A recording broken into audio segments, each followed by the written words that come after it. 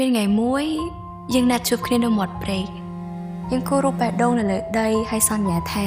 មិនថាមានរឿងអីក៏ដោយក៏យកទៅណាត់ចោលគ្នាដែរ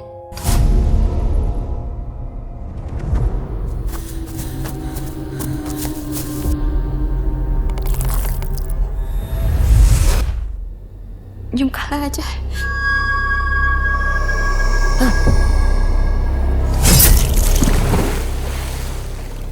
លីដាណត់ចូលមាត់ថែកស្អីគេលីដាលូតចូលទឹកព្រែកអញស្គាល់គេយូរទៅឯងនេះឡប់ទៅនេះឡប់ទៅមិនទេ